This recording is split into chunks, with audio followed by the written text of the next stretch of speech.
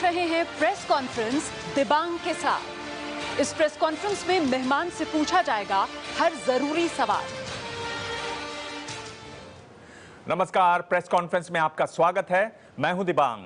Press conference में आज मेरे साथ वरिष्ठ पत्रकारों का पैनल और एक बेहद खास मेहमान जो बड़ी मीठी जुबान से बड़ी तीखी बातें बोलते हैं। समाजवादी राजनीति से हैं, समाजवादी सरकार में हैं, मंत्री हैं, बड़े सवाल उठाते दिखाई देते हैं लेकिन छोटे मुद्दों में घिर जाते हैं। उनकी भैंस भी खबर बनती है। हमारे साथ आजम खान, आपका स्वागत है। आपसे सभी जरूरी सवाल होंगे लेकिन उससे पहले ये रिपोर्ट।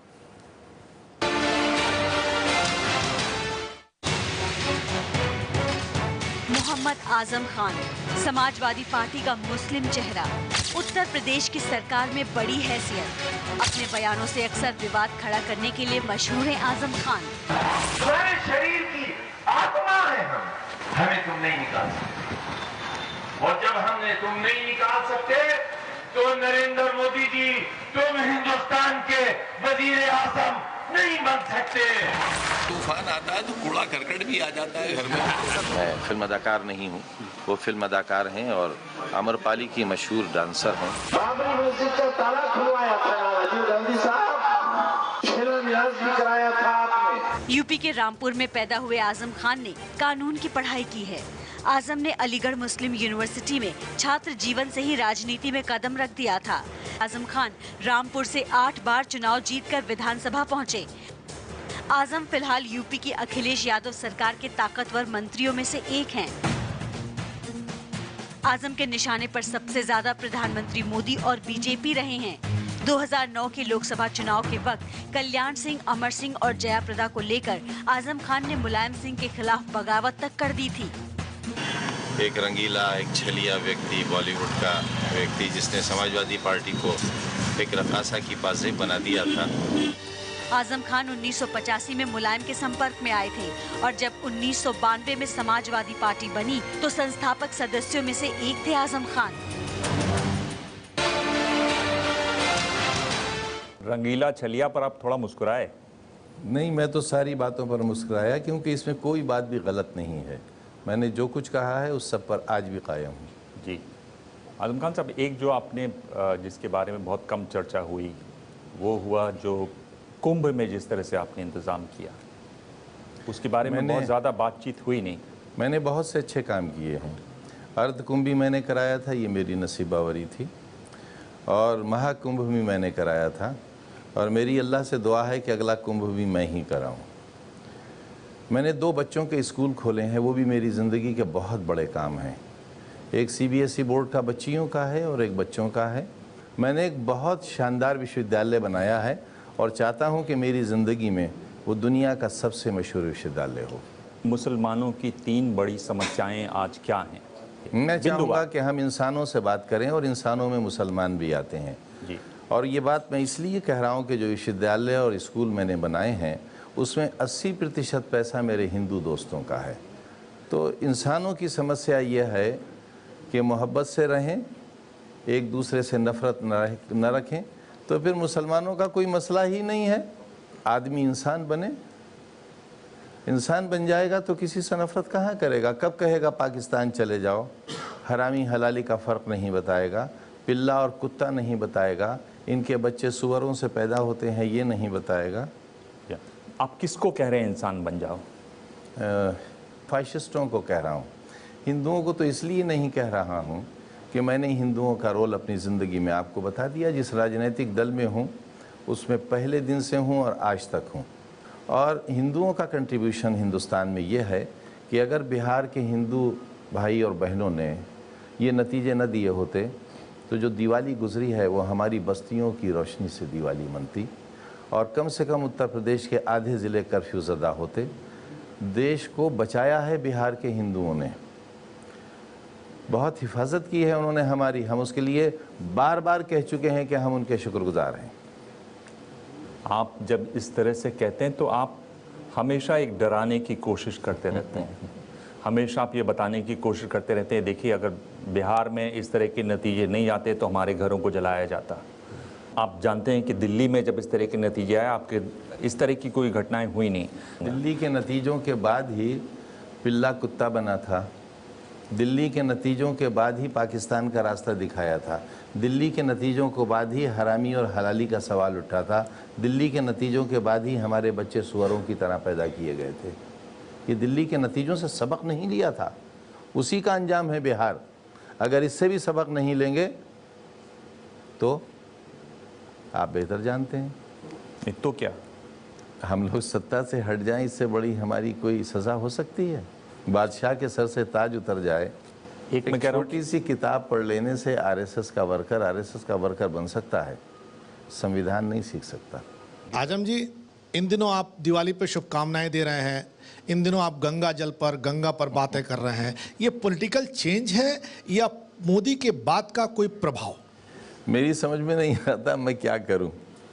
घोड़े पर चढ़ूं तो गलत, घोड़े से उतरूं तो गलत, घोड़े को भगा दूं तो गलत।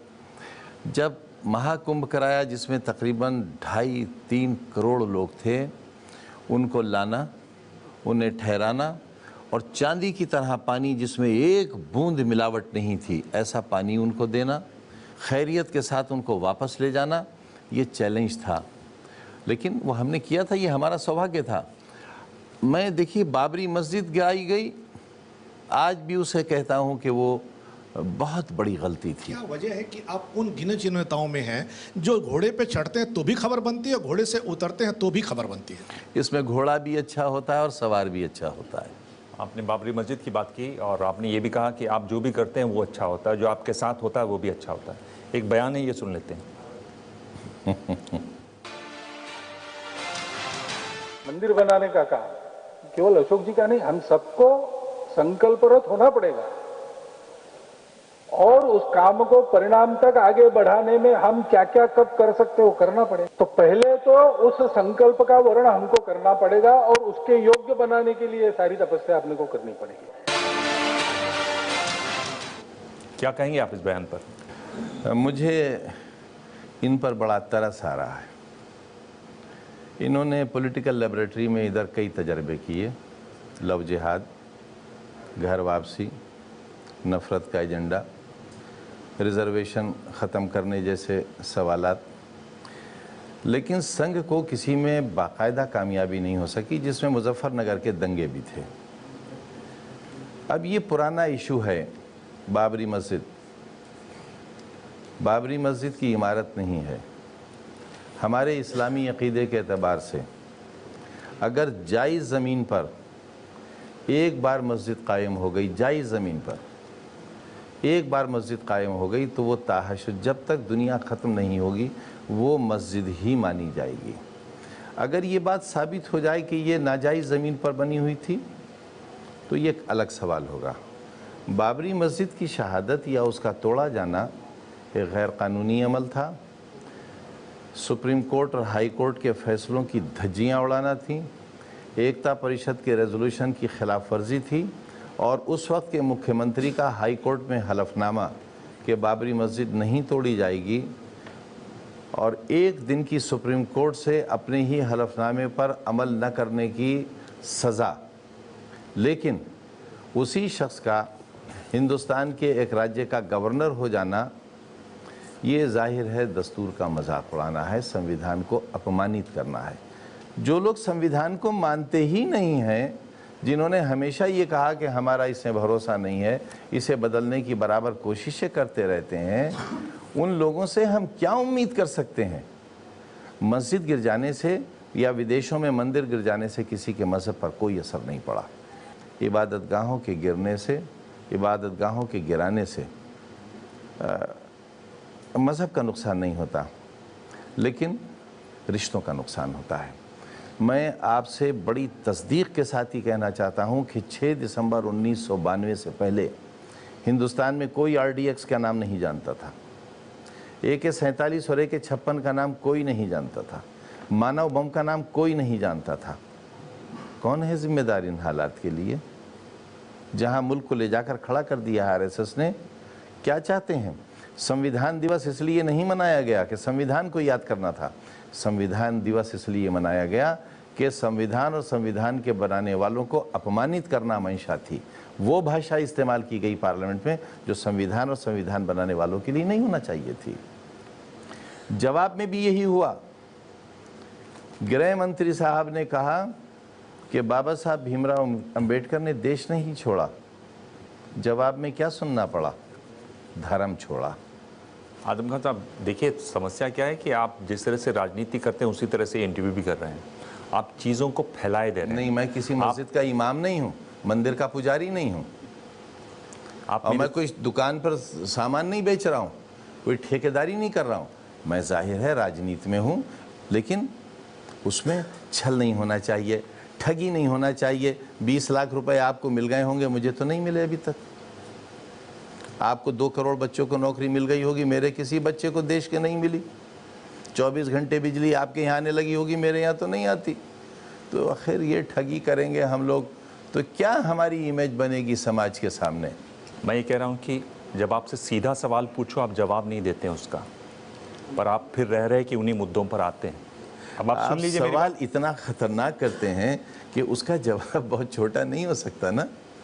अब आप सवाल में तो माहिर बने और मैं जवाब में अनाड़ी बनूं तो कैसे होगा?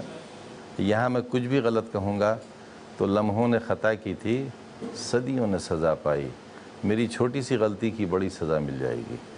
मैं आपसे सीधा सवाल पूछ रहा हूँ आजम खान से कि मुसलमानों की 3 बड़ी समस्याएं आज क्या हैं? संविधान की कुर्सियों पर बैठे हुए लोग, पार्लियामेंट के लोग, मेंबरान, आसाम का गवर्नर, जब ये कहें कि मुसलमान पाकिस्तान चले जाएं तो उनकी समस्या रखने की हिम्मत कहाँ से लाएं? अगर मैं 3 समस्याएं उनकी बताऊंगा तो क्या आपके पास कोई ऐसी अथॉरिटी है कि वो समस्याओं का हल निकल आएगा? यहाँ तो सीना छलनी है, इतनी समस्याएं हैं। और मुझे और उस समाज को जिसकी आप बात कर रहे हैं उसे उसकी सज़ा भोगना नहीं पड़ेगी। रात को रात कह दिया मैंने, बस इसी पर बिगड़ गई दुनिया। मैं तो मस्जिद को मस्जिद कहूँगा, आज वो नहीं है, ये भी सच है। बात मंदिर के बनाने की है, मंदिर वहाँ बना हुआ है। अब क्यों हिंदुओं के जज्बात को भड़काने उकसाने की कोशिश की जा रही है? मैं बाबरी मस्जिद एक्शन कमेटी का राज्य का भी कन्वीनर था और राष्ट्रीय कन्वीनर भी था। 6 दिसंबर 92 को मैंने उससे अलहदगी इख्तियार कर ली थी क्योंकि मस्जिद ख़त्म हो गई थी। उस वक्त भी मैं यही कहता था कि आपस में तसादुम मत करो, अदालत के फैसले का इंतज़ार करो। वही बात अटल जी ने भी कही थी। अटल जी भी सरजू नदी के पार नहीं गए थे, कभी राम मंदिर नहीं गए, कभी बाबरी मस्जिद नहीं देखी, बाबर भी नहीं गए थे। आप 3 छांट नहीं पा रहे हैं? नहीं छांट पाएंगे। नहीं छांट पा रहे हैं? नहीं छांट पाएंगे। चलिए, आप अड़ जाते हैं तो आप अड़ जाते हैं, ये दिखाई दे रहा है। आप 3 नहीं बताएंगे तो 3 नहीं बताएंगे। एक और बयान है, वो सुन लेते हैं। कि पूरा देश उन्हें दलाल कहता था, हमने उन्हें दल्ला कहा था। ये हमें आज मालूम हुआ कि वो सप्लायर भी हैं। सबसे पहले तो अपने नेता से पूछना चाहिए कि कितनी सप्लाई मैंने उनको की है 14 साल तक। 14 साल तक मैं मुलायम सिंह की बैसाखी रहा, और अगर मैंने मुंह खोल दिया तो फिर इनके नेता को जेल की चक्की पीसनी पड़ेगी। आजम खान साहब, किस स्तर पर बातचीत होती है, किस लेवल पर बातचीत होती है? इस स्तर पर जिस पर मौसूफ थे कि अगर मैंने मुंह खोल दिया तो उनके नेता को ज़िंदगी भर चक्की पीसना पड़ती है। इस स्तर का जवाब सिर्फ मैं ही दे सकता हूँ, क्योंकि बहुत साफ आदमी हूँ। और इनसे मैंने कहा था कि अगर मुझ में कुछ हो तो कुतुब मीनार पर चढ़ के दिखाना, लेकिन अगर गलत बोले तो फिर हम भी मुंह में ज़बान रखते हैं। मैंने कुछ गलत तो नहीं किया। आपने आखिर का सेंटेंस सुना? मेरे नेता के बारे में कोई ऐसा कहे मैं बर्दाश्त कर लूँगा? ये आपके जवाब में था, आपने प्रोवोक किया, उन्होंने जवाब दिया आपको। वो भी मुंह तोड़ जवाब देते हैं। आप इधर से पत्थर बरसा रहे हैं, एक तो वो वहाँ से ईंटा फेंक रहे हैं। कहाँ जा रहे हैं आप लोग? हाँ, मैं तो ये पूछ रहा हूँ। पत्थर के जवाब में ईंटा छोटा पड़ता है। पत्थर के जवाब में पहाड़ आना चाहिए था, पहाड़ उठता नहीं। और ये कल की बातें हैं, छोड़ो बात पुरानी। अभी जिनको आप एडजेक्टिव बताए, हम मेरे शब्द नहीं है, रंगीला, छलिया, दल्ला, ये जनाब फिर जिनको आप कह रहे हैं कि आपके नेता के लिए वो कुछ कह रहे थे, तो वो नेता केक खा रहे हैं उनके हाथों, वो आपकी पार्टी में वापस भी आ सकते हैं, बड़े ओहदे के साथ बड़े सितारे बनकर फिर आ सकते हैं जैसे वो पहले थे। आप क्या करेंगे? आपका भविष्य क्या उस पार्टी में है? क्या आप प्रोटेस्ट करेंगे? कोई स्टैंड लेंगे? देखिए, जिन शब्दों का आपने जिक्र किया और मैंने भी जिक्र किया, वो आपके शब्द थे। ये बहुत पुरानी बातें हैं और मैंने उसमें किसी का नाम नहीं लिया है। मैंने ये गुंजाइश रखी है कि कोई भी रंगीला अपने आप को समझ ले। रंगीलों की कमी तो है नहीं, दुनिया भर में नहीं है। तो अब कोई अगर अपने आप को समझता है, मैंने जब अपने गरिबा के किए थे टुकड़े, तुमको क्यों अपना गरिबा याद आया? कहाँ गढ़े? हमने सैफई में देखा है। अरे साहब, जाने कितने लोग आते हैं, कितने जाते हैं, इसमें क्या हो गया? हमारी पार्टी में सैकड़ों आते हैं, हजारों जाते हैं। अमर सिंह साहब के साथ पार्टी में मिल के काम करने का आपने इरादा बना लिया है? देखिए साहब, मैं तो काम करता हूँ शरीफाना। अब वो क्या काम करते हैं वो जाने। अब देखिए, अच्छा, वो अपना काम करने से तो कभी खाली रहते ही नहीं। ऐसा नहीं है कि आपके नेता के साथ नहीं थे, अभी 21 नवंबर को उनके साथ थे, उनके साथ गाड़ी में बैठ के जा रहे थे, नेताजी ने सबसे पहले केक खिलाया तो उनको खिलाया, लाखों लोग आए होंगे। देखिए, वो जो केक था वो मात्र केक था। केक मात्र केक ही होता है। वो 7:30 बजे कटा था। वो बर्थडे केक नहीं था। बर्थडे केक वो था जिसका सौभाग्य हमें हासिल हुआ। नेताजी, हम, अखिलेश जी और परिवार के लोगों ने मिलकर 12:02 पर जो केक काटा था वो बर्थडे केक था। आजम खान साहब, मैं तो सोच रहा था कि आप मुहूर्त में विश्वास नहीं करते हैं। अब कुछ तो अंग्रेज़ों की भी मानना पड़ेगी, सब अपनी कैसे मनवा ले, एक आध उनकी भी मान ले। तो 12 बजे क्योंकि दिन बदल जाता है तो केक काटने वाटने में अब छुरी निकालने में कुछ तो वक्त लगेगा। केक भी तो अंग्रेजों का ही है। अब तो छुरी तो हिंदुस्तानी थी, रामपुर वाले के हाथ में थी। तो वो बर्थडे केक था। अब आप फ़र्क समझ लीजिए। अब इसमें मुझे बहुत समझाने की ज़रूरत नहीं है।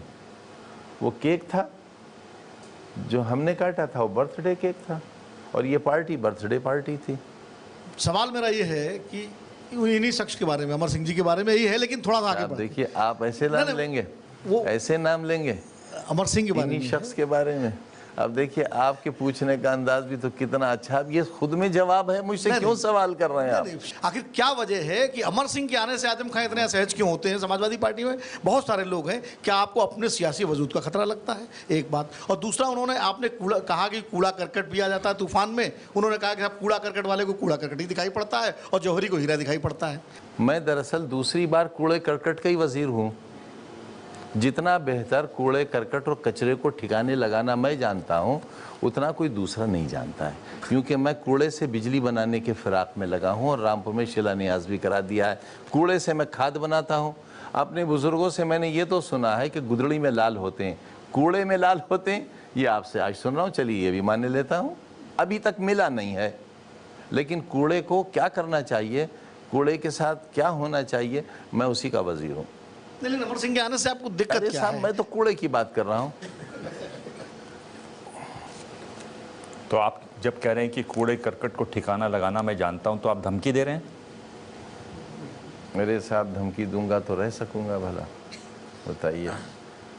देखिए, हम तो बहुत छोटे लोग हैं, गरीब लोग हैं, मोहल्ले में रहते हैं, गली में मकान है छोटा सा, हवा भी नहीं आती है उसमें, तो बहुत छोटी सी जिंदगी है।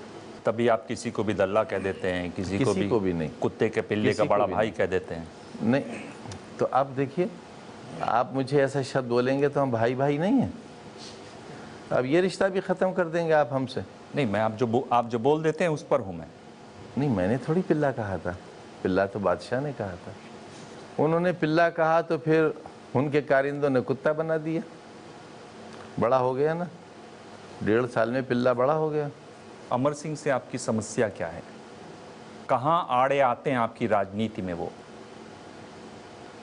साहब, हमारी खता माफ़ कर दीजिए आप। हमसे कोई गलती हो गई हो। क्यों आप बड़े लोगों से झगड़ा करा रहे हैं हमारा? वैसे अभी हमें कुछ मिला नहीं है उनसे, और गैरत की एक रात जीना पसंद करेंगे बेहयाई की 1000 साल की ज़िंदगी से। तो अभी हमने उनसे कोई टुकड़ा लिया नहीं है, अगर दिया हो तो बता दें, हम उसी वक्त जहर खा लेंगे। मुश्किल क्या है आपको उनसे? मुश्किल आपसे है। आप नेता बनाए दे रहे हैं। 2-3 लोग ऐसे हैं, एक दिल्ली में रहते हैं, एक मस्जिद में इमामत की तनख्वाह नहीं लेते हैं, मगर जब वो हम पर बोल देते हैं तो खबर नहीं बनती, लेकिन जब हम उसका जवाब दे देते हैं तो खबर बन जाती है। और कौन से ऐसे लोग हैं जो आपको प्रिय हैं बहुत? अभी एक साहब अभी दिखाए थे आपने, वो भी हैं। पर इन पर तो आप लगातार बोलते रहे हैं। अब अगर मैंने ये कहा कि नाथूराम गोडसे के हाथों बापू की हत्या हुई थी और उस वक्त के गृह मंत्री जी ने आरएसएस पर इसी इल्ज़ाम के साथ बैन लगाया था, तो ये तो एक ऐतिहासिक सत्य है और तथ्य है, उस तथ्य से इनकार तो नहीं किया जा सकता। चलिए एक और बयान है, ये सुन लेते हैं। Muslim community has to think about how we make sure that children are not being infected with this twisted notion that somehow they can kill innocent people, and that is justified by religion. And I think there have been times where there has not been enough pushback against extremism. आपकी क्या राय इन पर? ये मुसलमान बाप के बेटे हैं। जो इन्होंने कहा है, हमने एक सभ्य समाज में रहते हुए एक सभ्य व्यक्ति की तरह जितनी मजम्मत, जितनी निंदा कर सकते थे, पेरिस के हादसे के की है। अब अगर बराक हुसैन ओबामा साहब ये समझते हैं कि ये निंदा कम थी, तरीक़ा तय कर दें कितना चीख कर, दहाड़ कर, दीवारों में सर मार कर उसकी निंदा करना है तो वो भी कर देंगे, क्योंकि आप बहुत ताकतवर हैं। गटर में से लाकर आदमी को आप फांसी लगा देते हैं, अफ़गानिस्तान को तबाह कर देते हैं आप, ईरान को फना कर दिया आपने, इराक़ ख़त्म कर दिया, लबनान ख़त्म कर दिया, सीरिया ख़त्म कर दिया, सिर्फ तेल के कुओं के लिए। आप तो इतनी इंसानियत की और इंसानों की कीमत जानते हैं कि आपके तो लड़ाके जहाज़ में भी आदमी नहीं होता, ड्रोन से मारते हैं आप, एक पायलट का भी रिस्क नहीं लेते आप। आप कह देते कुएं खुद आ जाते, आप कह दीजिए, मुझे कह दिए तो मैं तो अपना एक ही जगह बैंक बैलेंस से सब भेज दूंगा। वो न्यूयॉर्क और पेरिस की रोशनी बन सकते हैं तो बने, ताकतवरों का यही काम होता है। पर इसमें जब पेरिस में घटना हुई, आपने एक्शन रिएक्शन की बात की। मैंने नहीं, और उसमें ये मैंने नहीं कहा, मैंने नहीं कहा। हाँ, लेकिन एक शख्स ने कहा इस देश में मुझसे पहले, 3 मार्च 2002 को आज के प्रधानमंत्री नरेंद्र भाई मोदी जी ने कहा कि गोधरा के एक्शन का रिएक्शन था गुजरात के दंगे। मैंने नहीं कहा और उन्होंने आज तक इसका खंडन भी नहीं किया है। मैं जिस मज़हब को मानता हूँ, इस्लाम को, उसका उसूल यह है, उसके कुरान का और नबी का, कि अगर एक बेगुनाह इंसान मारा जाता है तो पूरी ह्यूमैनिटी मारी जाती है, पूरा आलम इंसानियत कत्ल हो जाता है, और अगर एक बेगुनाह इंसान बचा लिया जाता है तो पूरी आलम इंसानियत को बचाया जाता है। मैं इस मज़हब को मानता हूँ। आपके राज में एक बेगुनाह अगर मर जाता है, पूरी इंसानियत जो है वो बचाई नहीं जा सकती है, तो उसके लिए आप जिम्मेदार हैं? यकीनन। आप दोषी हैं उसके लिए? यकीनन है। तो दादरी में जो हत्या हुई उसके लिए आप दोषी हैं? मैं जानता था आपका यही सवाल होगा। ये हत्या सरकार ने नहीं की थी। जिस दिन बात बचाने की हो रही, नहीं, हरगिज़ नहीं। जिस दिन सरकार किसी दंगे की जिम्मेदार हो और जिस दिन सरकार उस दंगे को रोकने में अपनी असमर्थता जताती हो या उससे बचना चाहती हो, तो जिम्मेदार है। हमारी बेगुनाही का सबूत ही यह है कि जब हम सरकार में आते हैं सिर्फ दंगे थोपे जाते हैं हम पर, और वो थोपती हैं फाशिस्ट ताकतें, आरएसएस, बीजेपी, शिवसेना, विश्व हिंदू परिषद। राज्य सरकार की जिम्मेदारी थी उस निर्दोष को बचाना, और आप उसको अखलाक को नहीं बचा पाए। आप इसके लिए जिम्मेदार हैं? ना ना ना ना ना, हम जिम्मेदार नहीं हैं। अभी कोई ऐसा आला इजाद नहीं हुआ जिससे ये पता चल जाए कि अमुक स्थान पर अमुक व्यक्ति अमुक क्राइम करने जा रहा है, सरकार उसे रोकेगी। लेकिन ये हादसे कि अचानक वो लोग जो तकरीबन 1.5 महीने पहले उसी घर पर बैठकर सेवैयाँ खाकर गए हों, वो लोग आकर एक अनाउंसमेंट होता है स्पीकर से, जमा होते हैं, एक घर में घुसते हैं और एक बेगुनाह शख्स को बेवजह मार देते हैं। उस वक्त सरकार नहीं थी।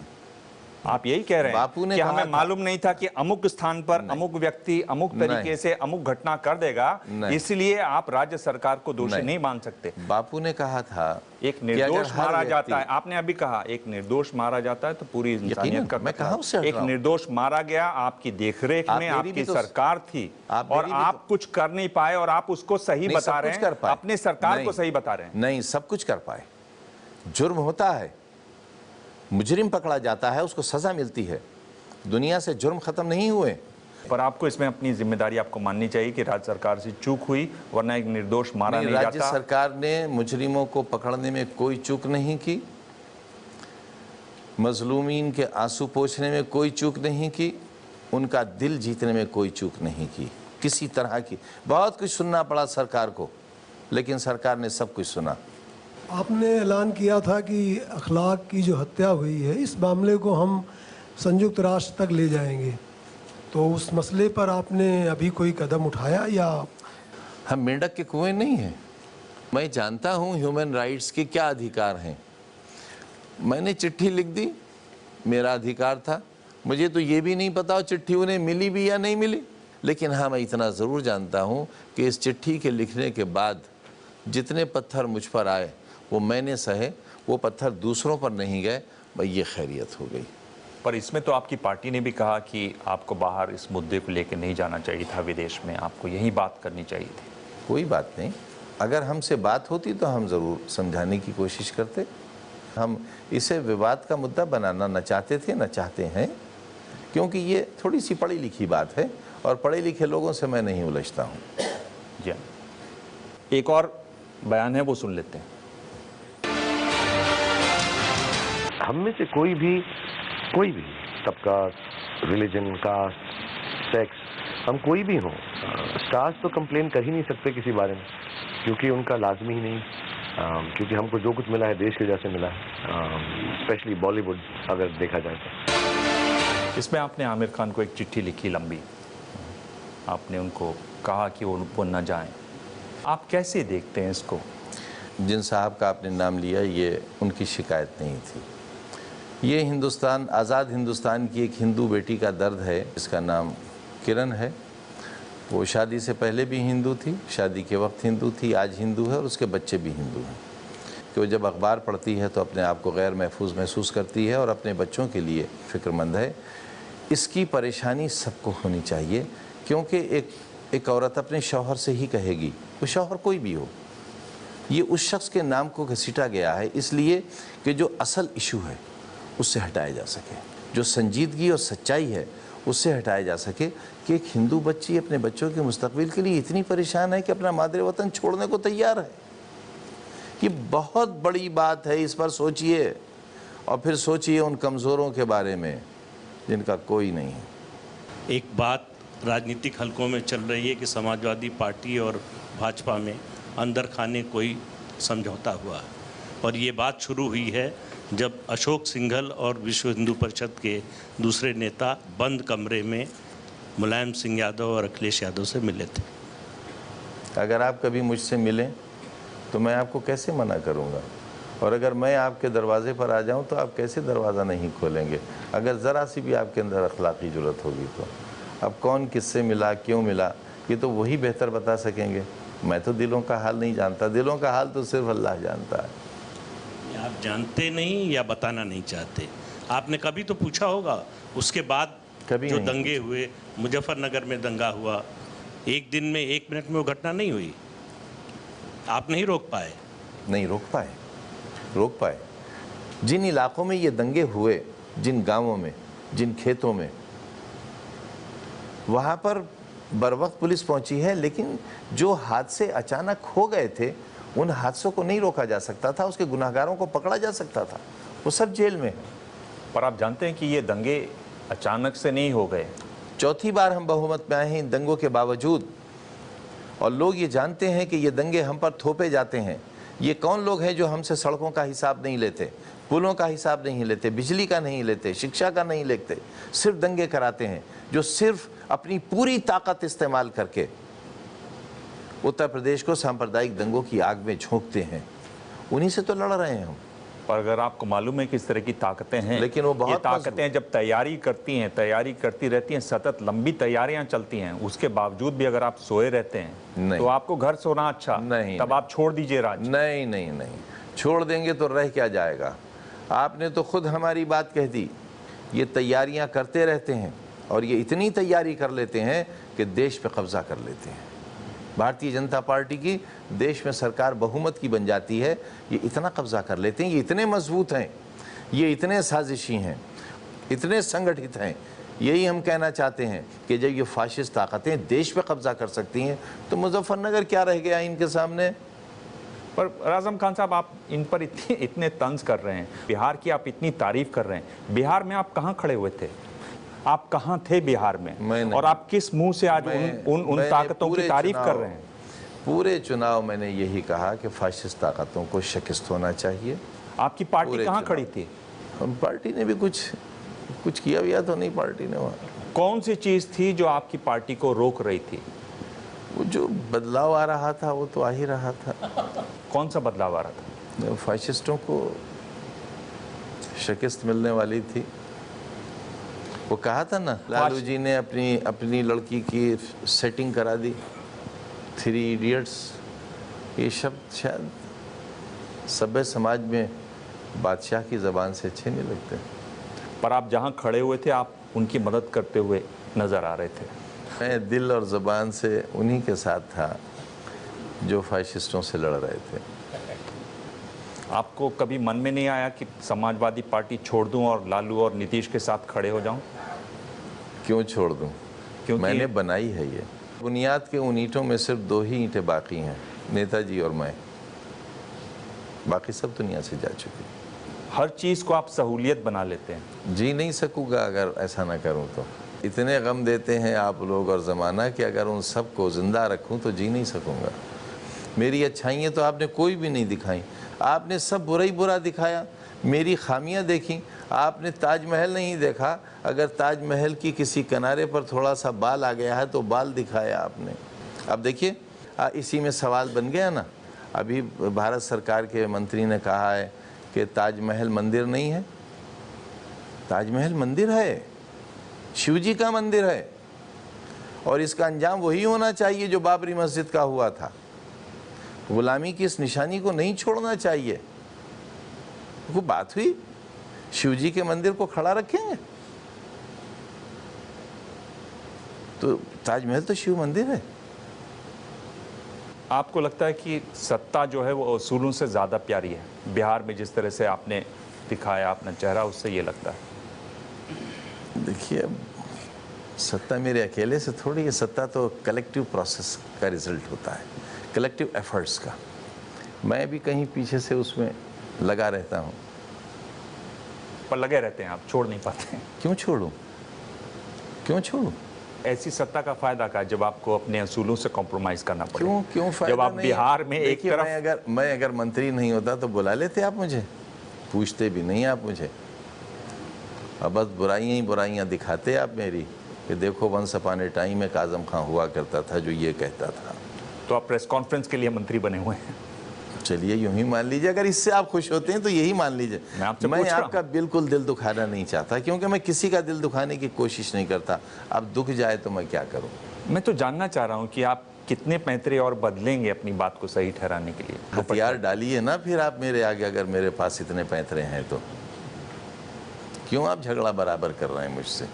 आप लगातार क्यों इतना बदलते हैं आजम खान साहब? आप एक जगह ठहर के तो रहिए, असूलों के साथ चिपक के रहिए, सत्ता को छोड़ दीजिए। ठहरा हुआ पानी सड़ जाता है, इसलिए मैं ठहरता नहीं हूँ, बहता रहता हूँ। उसके साथ आपके असूल भी बहते रहते हैं। उसूल कहाँ हैं? हम गरीबों के कहीं उसूल होते हैं? काहे के उसूल हमारे? ये आपकी खूबसूरती आजम खान साहब, जिसने चाहा आप जो है, आप बहुत जल्दी ये लबादा ओढ़ लेते हैं कि हम तो गरीब हैं, नहीं, हमारा कुछ नहीं है। अच्छा बताइए। हम तो लुटे पिटे हैं। अच्छा, हम तो कमतर हैं। किसी कोठी बंगले में रहता हूँ? है मेरे पास? आज तक नई मोटर नहीं खरीद सका, लेकिन बहुत बड़ी एम्पायर खड़ी की है मैंने मोहम्मद अली जौहर यूनिवर्सिटी की, इसीलिए कि मेरे पास नई मोटर नहीं खरीदी गई, इसलिए कि मेरा अपना कोई बैंक बैलेंस नहीं है, तब कर सका हूँ ये काम। और लोग भी करें, मैंने अपने लिए नहीं जमा किया, समाज के लिए किया। हिंदू उग्रवादी संगठन जब कट्टरवादी भाषा बोलते हैं, तीखी भाषा बोलते हैं, वही भाषा आप भी बोलते हैं, तल्ख बोलते हैं, तीखा बोलते हैं, तो फिर उनमें और आपके उसमें अंतर क्या था? फिर आरोप प्रत्यारोप का ये दौर क्यों? फिर ये हिंदू मुसलमान की बात क्यों? देखिए, जब मैं बोलता हूँ तो मेरे बोलने का अंदाज़ होता है, लेकिन उसी को जब आप कागज़ पे लिख लें तो उसमें कोई गुस्सा नहीं होता, कोई शब्द उसमें ऐसा नहीं होता जिससे कोई शिकायत हो किसी को। अब मैं उस अंदाज़ को कहाँ ले जाऊँ? वही पहचान भी है मेरी, तभी तो यहाँ बैठा हूँ। ये पहचान उन लोगों की भी है, फिर उनकी आलोचना क्यों?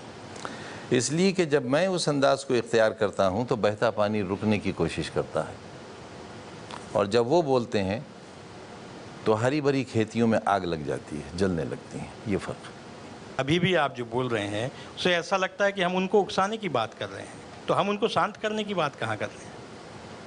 करा दीजिए दोस्ती हमारी उनसे, एक बार दोस्ती करके तो देखें, करें। शुरुआत तो नहीं करना होगी क्योंकि वो बड़े हैं, हम छोटे हैं। प्रेस कॉन्फ्रेंस में ये दौर रैपिड फायर। आजम खान साहब, आपसे 5 सवाल मैं पूछूंगा, हर सवाल के साथ 2 ऑप्शन दूंगा, उनमें से एक आपको चुनना है। और इस दौर की खास बात है कि आप चाहें तो सवाल छोड़ सकते हैं, यानी सवाल पास कर सकते हैं आप। 5 में से 3 जवाब आप देते हैं तो एबीपी न्यूज़ की तरफ से ये गिफ्ट है आपको। अच्छा, और नहीं दे पाया तो ये ले जाएंगे आप? नहीं, आपका राज्य है, छोड़ के जाना पड़ेगा। छोटा दिल करेंगे आप? नहीं, आपका राज्य है, मुझे छोड़ के जाना पड़ेगा ये। जी।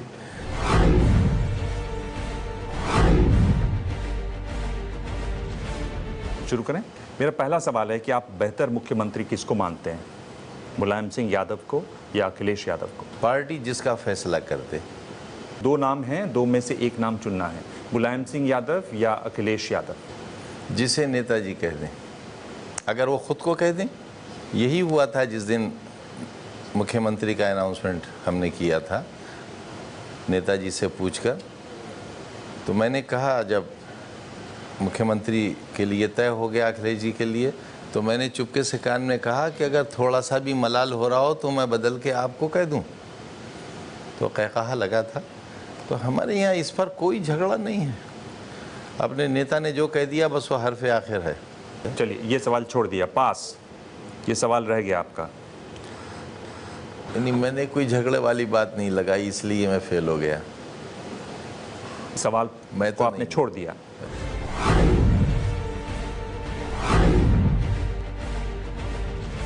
आपको ज्यादा परेशानी किससे है, बीजेपी से या अमर सिंह से? एक दल है और एक व्यक्ति है।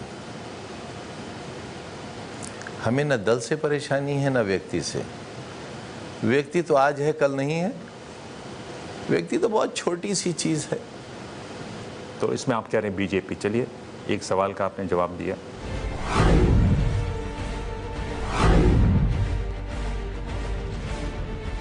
2017 के चुनाव में 2 नई चुनौतियां, उनमें से बड़ी चुनौती कौन सी होगी, असदुद्दीन ओवैसी या अरविंद केजरीवाल?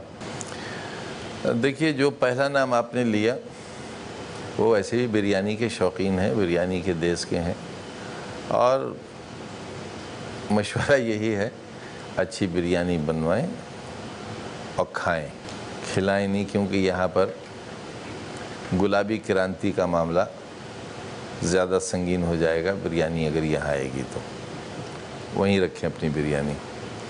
अच्छा, केजरीवाल साहब को जब चुनाव आएगा तो खांसी का इलाज कराने चले जाएंगे, तो उनसे भी हमें कोई शिकवा नहीं है। दोनों में से बड़ी चुनौती कौन सी हो सकती है? सब दोनों भले लोग हैं, कोई गलत काम थोड़ा ही करेंगे कि कोई ऐसी घटिया बात करेंगे, ऐसी घटिया बात करेंगे। बताइए, यहाँ सेकुलर ताकतों को कमज़ोर करने के लिए आएंगे, फाशिस्टों को मदद देने आएंगे ये लोग। चलिए, इसको यहीं छोड़ देता हूँ।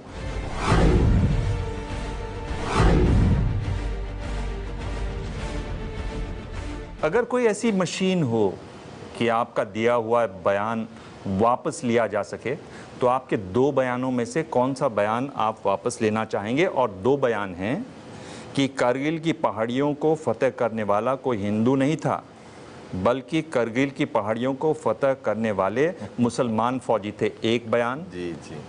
आपका दूसरा बयान कि राजीव गांधी और संजय गांधी के साथ जो उनकी मौत हुई वो अल्लाह ने इंसाफ किया। दोनों बातें सच्ची हैं। कारगिल की पहाड़ियों को जिन कर्नल अजीत सिंह ने मुसलमान लड़कों की अगुवाई में जीता था, उनका ऑडियो कैसेट, वीडियो कैसेट मैं आपको दे सकता हूं, उस ज़माने के अखबारी बयानात दे सकता हूं।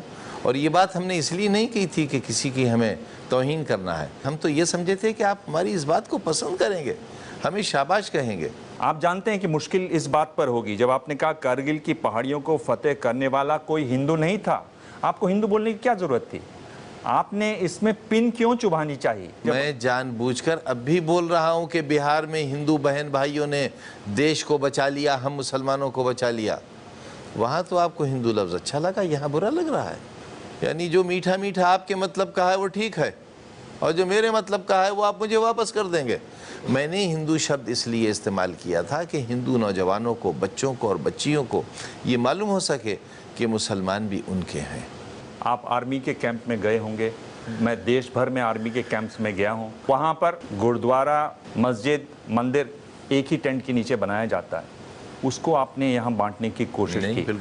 इस पर आपको कहा भी गया कि मुझे सजा मिल तो चुकी, और कितनी सजा देंगे, अभी तक गाली सुन रहा हूँ। इस पर आपको कहा भी गया, तो अब तो आप मुझे चुनाव से रोक दिया गया, तो कम से कम आप ये तो कहिए से रोक दिया गया। तो क्या आप ये कहेंगे कि पहला बयान आप चाहेंगे कि अगर आपको मौका मिलता, ऐसी कोई मशीन हो, तो आप पहले बयान को बिल्कुल हटा देना चाहेंगे? मैं इतना चरित्रहीन हूँ कि एक सच से इनकार करूंगा, सच से इनकार नहीं करूंगा। चलिए, आपने 4 में से केवल 1 सवाल का जवाब दिया है, मगर कामयाब तो रहा। आखिरी सवाल है,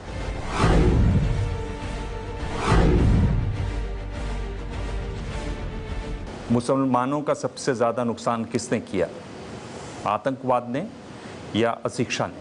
अशिक्षा। जो राज्य मुझे ज़मीन देगा वहाँ मैं गरीबों के लिए विश्वविद्यालय बनाऊंगा। मैंने मुख्यमंत्री जी से, बिहार के नीतीश जी को मैंने चिट्ठी लिखी थी, मैंने उनसे ज़मीन मांगी थी, वहाँ भी एक ऐसा ही विश्वविद्यालय बनाऊंगा। आखिर में आपको आपके हालत पर, देश की हालत पर, पत्रकारों की हालत पर अगर कोई शेर याद आ रहा हो या कोई अल्फाज? जी, अक्सर 2-3 शेर हैं। एक नवाज देवबंदी साहब के 2 अशार हैं, मंजिल पे न पहुँचे उसे रास्ता नहीं कहते, और 2-4 कदम चलने को चलना नहीं कहते। एक हम हैं कि गैरों को भी कह देते हैं अपना, एक वो हैं जो अपनों को भी अपना नहीं कहते। माना कि मियाँ हम तो बुरों से भी बुरे हैं, माना कि मियाँ हम तो बुरों से भी बुरे हैं, कुछ लोग तो अच्छों को भी अच्छा नहीं कहते। और एक शेर और है जो पूरे देशवासियों के लिए है। हमारे गुरु हैं वो प्रोफेसर उदय प्रताप सिंह जी, और बेहतरीन इंसान हैं, बेहतरीन दोस्त हैं, बेहतरीन। उनका एक शेर है, एक लंबी उनकी नज़्म है, न मेरा है न तेरा है ये हिंदुस्तान सबका है, न मेरा है न तेरा है ये हिंदुस्तान सबका है, और नहीं समझी गई ये बात तो नुकसान सबका है। अच्छा है, चलिए कम से कम शेर सुनाने के लिए मैं आपको ये देता हूँ। चलिए, इतना ही सही कि मेरा शेर पसंद आया, मैं पसंद नहीं आया। नहीं नहीं, बिल्कुल ऐसी बात नहीं। बहुत शुक्रिया, बहुत शुक्रिया, बहुत शुक्रिया, बहुत शुक्रिया। प्रेस कॉन्फ्रेंस में अगले हफ्ते मिलेंगे एक और खास मेहमान से। तब तक ताज़ा खबरों के लिए देखते रहिए एबीपी न्यूज़। आप देख रहे हैं प्रेस कॉन्फ्रेंस दिबांग के साथ।